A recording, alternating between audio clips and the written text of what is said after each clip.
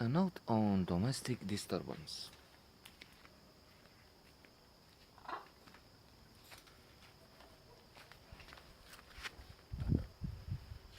Uh, a good drama uh, with John Travolta as Frank Morrison. Vince Vaughn. Vince Vaughn is very good. He can do comedy, The Wedding Crashers, and so many others. But he can also do the tough guy very well. That's excellent. He's Rick Barnes. There's Steve Buscemi in a supporting role as Ray Coleman, and Susan is the ex-wife of Travolta, of Frank, who is now marrying Rick Barnes, a pillar of the community, businessman. He has a bricks factory. He appears to be a very good citizen, fair, honest, contributing to the community. He even receives an award from the business community. Only there is a very, very dark side to him. And as we advance in the film, we understand that in fact it's more like this is not a dark side and he has a good side, even if there is some complexity to the character. And again, that's challenging, that's interesting.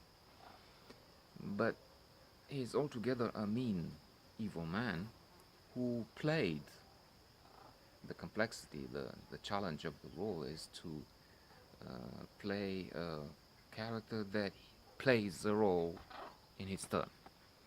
So this is a bad guy who is playing a good guy for periods when he has to face the community.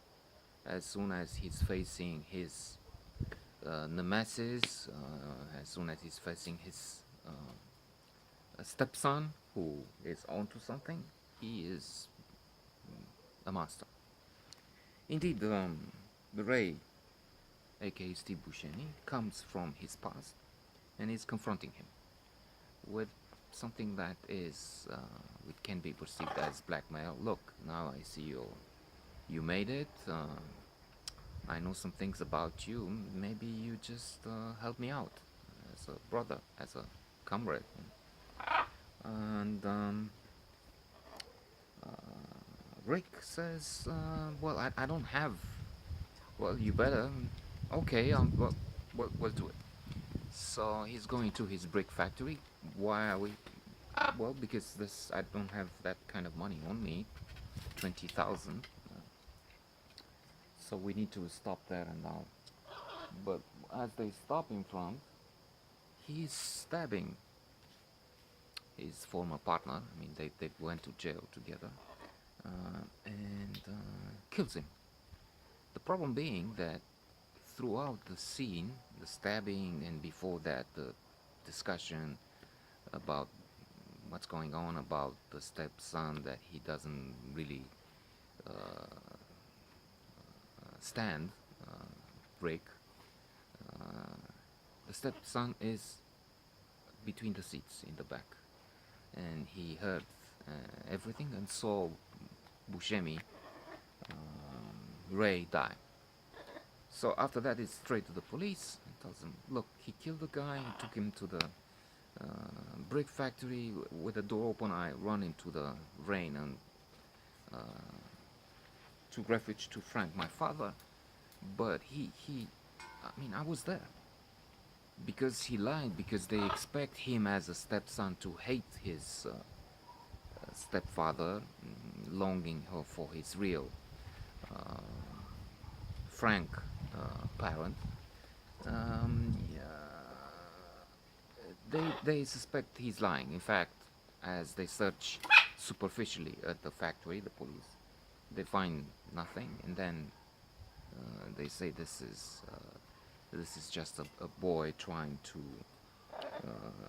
pay back, and there's no proof. I was thinking about this attitude, which is at this extreme. They don't really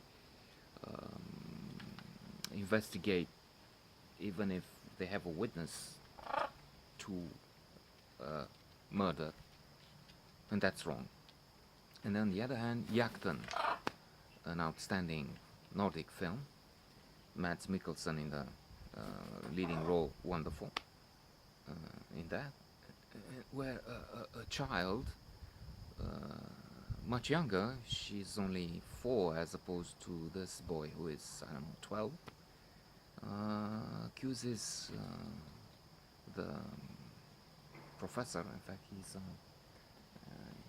he works, he's a supervisor in a kindergarten, if I'm not mistaken, and he stands accused of harassing the child. And just on a false claim in that film, his whole life is torn apart. So that's another exaggeration. They take what the child says and it's literal. All the community is banishing him and he's an outcast because the child just made up a story.